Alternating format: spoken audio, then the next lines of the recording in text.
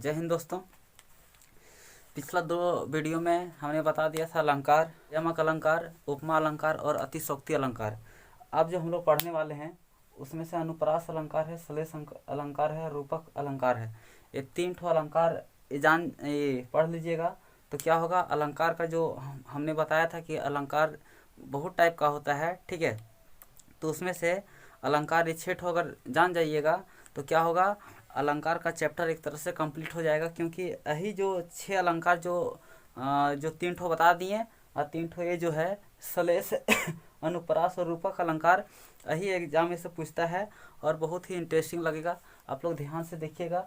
Fourth में है अनुप्रास अलंकार। अनुप्रास अलंकार का मतलब होता है अनु जोड़ परास। इसका मतलब क्या होता है, दो समझा देते। देखिए, पूरा पढ़ने की जरूरत नहीं है। अनु का मतलब होता है बार बार आए और प्रास का मतलब होता है वर्ण। वर्ण क्या, वर्ण जैसे वर्णों से मिलकर के शब्द बना है, शब्दों से मिलकर के सेंटेंस बना है, मतलब वाक्य बना है।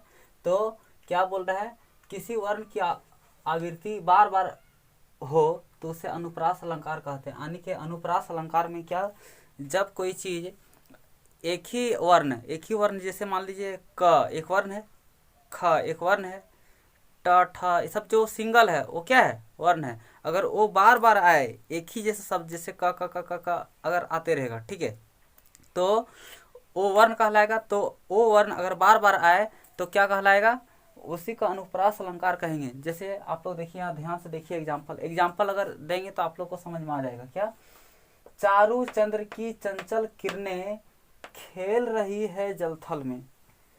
याद रखिएगा, चारू चंद्र की चंचल किरणें।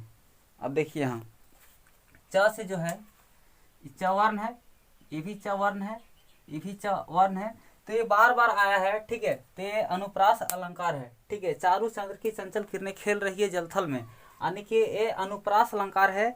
जिस सेंटेंस में अगर एक ही वर्ड है, एक ही वर्ण है, सो बार बार आए तो क्या होगा, अनुप्रास अलंकार। कोई दिक्कत नहीं, समझ में आए, कोई दिक्कत नहीं। अगला सुनिए।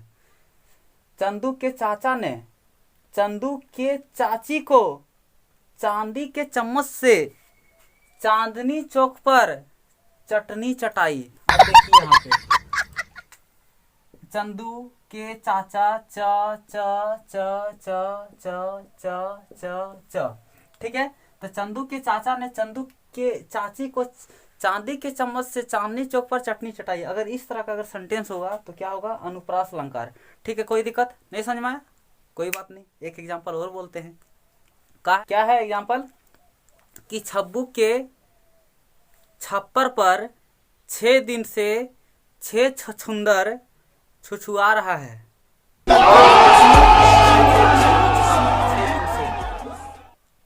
छप्पर पर सब जगह छा रहा है कि नहीं, तो क्या होगा, अनुप्रास अलंकार, ठीक है। आगे देखिए, श्लेष अलंकार।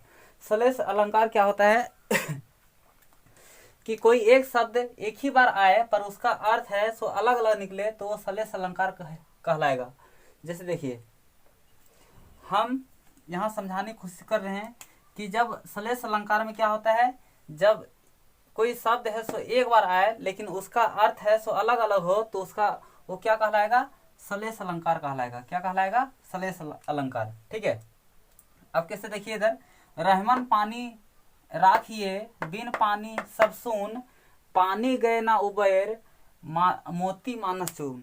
यानी कि पानी का मतलब यहाँ दो चीज हो गया। अब देखिए यहाँ पे बिन पानी सब सुन, ठीक है, पानी गए ना उबेर मोती मानस चून। तो पानी का मतलब दो चीज हुए, पानी का मतलब होता है जान, ठीक है, और एक पानी का मतलब हो गया क्या, मोती। तो यहाँ पानी का मतलब अलग अलग होता है, 2 बार आता है, तो इसीलिए इसको क्या कहेंगे हम लोग, श्लेष अलंकार कहेंगे। अब देखिए दूसरा है, बहारो फूल बरसाओ मेरा महबूब आया है, ठीक है। बहारो मतलब क्या, चारों तरफ, और बहारो मतलब बाहर भी होता है, ठीक है। तो बहारो फूल बरसाओ मेरा महबूब आया है, ये तो शायद एक प्रकार का गाना है। कैमरामैन गाना है क्या, है तो सुना दो। देखिए उसके बाद है सुब्रन को ढूंढते फिरत कवि ब्रह्मचारी चोर। अब देखिए सुब्रन को कौन ढूंढत फिरत है, ब्रह्मचारी, कवि और कौन, चोर। तो इस तरह का अगर सेंटेंस होगा तो क्या कहलाएगा, श्लेष अलंकार कहलाएगा। ठीक है, अब अगला है, ध्यान से देखिएगा, रूपक अलंकार। रूपक जो होता है सो उपमेय और उपमान को एक रूप में लिया गया है, यानी कि जहाँ पे उपमेय और उपमान को एक रूप मान लिया जाता है तो वहाँ पे रूपक अलंकार होता है। अब देखिए, कोई दिक्कत नहीं, ध्यान से देखिएगा। अब बोलिए कि उपमेय और उपमान क्या है। तो उपमेय का मतलब होता है, देखिए यहाँ पे उपमेय का मतलब होता है जिसकी तुलना की जाए, मतलब जिसकी तुलना की जाए, और दूसरा है उपमान जिससे तुलना की जाए। नहीं समझ में आएगा, पहले देखिए एग्जाम्पल देखिएगा तो आप लोग को अच्छी तरह से समझ में आएगा। देखिए इधर, अब क्या है उपमेय और उपमान। तो देखिए क्या, पहला है जिसकी और दूसरा क्या, जिससे। तो देखिए मैया में तो चंद्र खिलौना ले हो। अब यहाँ देखिए चंद्र खिलौने, यानी कि बोल रहा है कि मैं जो खिलौना लाया सो किससे तुलना किया जा रहा है, किससे, जिसकी, मतलब किसकी, चंद्र से, चांद से। और किससे तुलना किया जा रहा है, जिससे तुलना किया जा रहा है, यानी कि चांद का तुलना किया जा रहा है खिलौना से। तो यहाँ पे क्या होगा, ये रूपक अलंकार होगा। ठीक है, मतलब ध्यान रखिएगा, जिसकी तुलना की जाए और जिससे तुलना की जाए, यानी कि देखिए जिसकी तुलना, किसकी तुलना, चांद की तुलना किससे किया जा रहा है, खिलौना से। तो यहाँ पे यहाँ क्या होगा, रूपक अलंकार। ठीक है।